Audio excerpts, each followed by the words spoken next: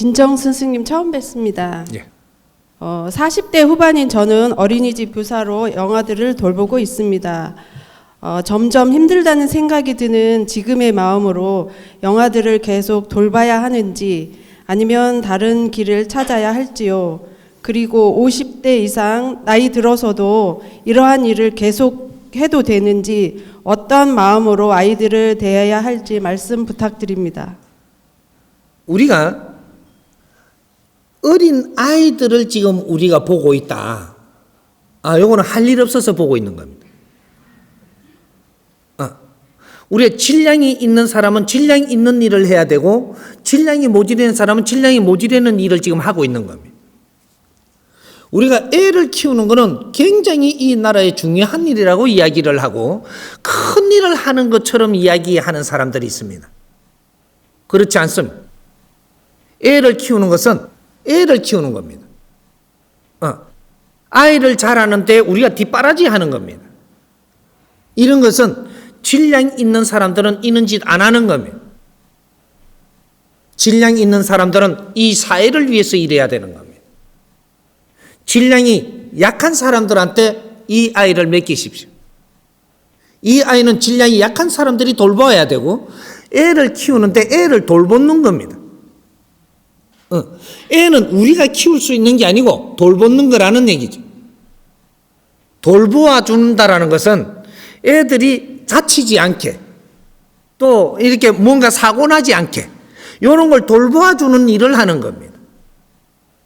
우리가 애를 키우는 게 아니라는 거죠. 애는 누가 키우느냐? 사회가 키워줍니다. 지금 이 시대는 아이를 사회가 키우는 것이지 이 지금 애 돌보미가 애를 키우는 게 아니다 이 말이죠. 애 돌보아 주는 거지. 우리가 뭔가가 우리는 그래도 내 자리에서 내가 하는 게 낫다 하고 싶어서 뭐라고 자꾸 잣대를 갖다 대갖고 논리를 펼치려고 그러는데 그거 안 됩니다. 아이는 돌보기만 하면 됩니다. 이 돌보면 이 사회가 어느 정도 성장을 하면 이 사회가 맡아서 다 성장하게끔 키워주게 되어 있습니다. 모든 지식은 이 사회에 있지 개인한테 있지 않습니다. 그래서 우리가 아이들이 영아들을 전부 다 이 시설에다가 지금 나와서 영아를 키우게끔 만들고 있고 가면 갈수록 사회가 키워나갑니다. 계속 이제 앞으로 그렇게 변할 겁니다. 아이들을 키우는 것은 사회가 키우고 이 가정이 아직까지는 그 환경이 다 안 됐으니까 가정 돌보미가 있을 겁니다. 이거는 가정 돌봄이지 아이를 키우는 게 아니라는 거죠. 사회에 나와야 애를 키웁니다. 그때는 조그만 지식부터 해서 이제 집어넣는 것이 애를 키우는 겁니다. 어느 만한 질량을 여기에다가 집어넣느냐? 우리 영혼에다가 애들 영혼에다가 무엇을 집어넣느냐가 애를 키우는 게 되는 겁니다. 그런 것이지 육신이 성장을 하는 것은 이것은 돌보기만 해도 육신이 성장을 합니다. 이런 거죠. 그래서 우리가 내가 말하는 게 조금 잘못 들어버리면 오해할 수가 있기 때문에 그러고 저 새끼 순사입이라고 이렇게 이야기할까봐 말하기가 참 겁나는 겁니다. 새로운 생각과 새로운 패러다임으로 지금 접근을 하는 거라서 어떻게 잘못 들으면 이 사람을 욕할 수가 있습니다. 잘 들으십시오. 앞으로 우리 아이들은 사회가 키워서 사회 일꾼이 될 겁니다. 개인적으로 키워서 개인이 덕볼 생각하지 마십시오. 절대 그렇게 안 된다. 이제 이 대한민국은 홍익인간 이념으로 이 사회는 공도사상이 일어납니다. 우리가 되는 거지 내가 되는 세상이 아니다 이 말이죠. 대한민국은 우리가 됩니다. 우리로 하여금 우리가 같이 살아야지 내 혼자 잘 사는 세상은 절대로 앞으로 만들어주지 않는다. 우리가 잘 사는 세상은 만들어줘도 내 혼자 잘 사는 세상은 안 만들어준다 이 말이죠. 그런 생각하는 사람이 있으면 꿈 깨십시오. 그래서 우리가 아이를 이렇게 돌볼 때는 조금 사회에 질량 있는 일을 하기가 조금 어려워서 쉬는 사람이라든지 이런 사람들이 지금 아이를 돌보면서 내 공부를 해야 됩니다. 그럼 내 공부를 안 하면 50이 넘었는데 나는 그러면 애를 돌봐야 됩니까? 내 공부를 안 해서 질량이 모자라면 애 돌봐야 됩니다. 근데 내 질량을 키우면 어떻게 되냐? 애 안 돌보습니다. 다른 일이 무조건 생기지. 질량 있는 일이 생기는데 애를 돌볼 수는 없는 겁니다. 그래서 벗어나는 거죠. 그러면 질량 있는 공부를 하려면 어떻게 해야 됩니까? 정법 들으십시오. 딱 한 길밖에 없습니다. 제일 빨리 질량에 끌어올리는 데는 정법 듣는 수밖에 없습니다. 들으십시오.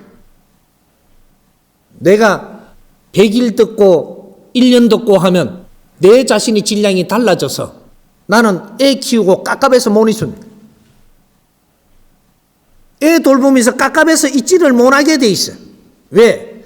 사회 보이거든요. 움직이게 때가 있습니다.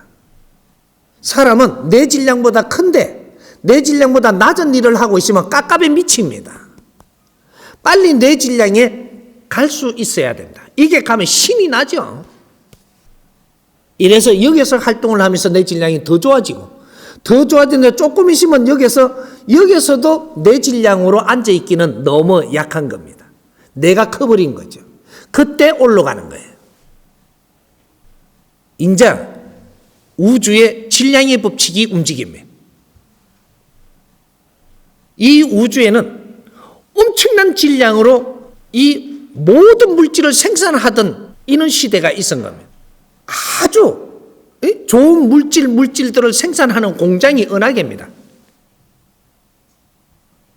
별들이 엄청난 에너지 질량을 모아서 이걸 갖고 또 원소 하나를 만들어내고 세상에 필요한 원소를 만들기 위해서 질량이 좋은 원소를 만들기 위해서 우주가 이때까지 운행이 됐던 겁니다. 새로운 원소를 만드는 일은 이제는 없습니다. 우주에서 별들이 다시 활동을 하면서 새로운 원소를 만들어내는 법칙은 후천시대부터는 없다. 얼마나 엄청난 변화기가 지금 일어나고 있는 겁니다. 생산시대에서 운용시대만 할 뿐이지 우주의 별들이 그러할진데 우리 인간도 그만큼 다 커버렸다 이 말이죠. 이제는 운용시대만 있을 뿐이지 다시 생산하는 법칙이 아니다 이 말이에요. 그래서 이제는 운용시대입니다. 운용시대는 질량의 법칙이 운용됩니다. 저절로 그렇게 된다. 내 질량이 높으면 절대로 높은 일을 안 하고는 안 되게 돼가 있고 낮은 데 머물 수 없다 이 말입니다. 이것이 지식의 질량 차이입니다. 그러니까 우리가 애를 돌보고 하는 것들은 내 질량이 낮으니까 돌보고 있으니까 이거를 다른 식으로 이렇게 비틀라고 들지 말고 빨리 직시하고 내 자신을 빨리 갖추어라. 갖추면 그 자리에서 벗어난다. 이해됩니까?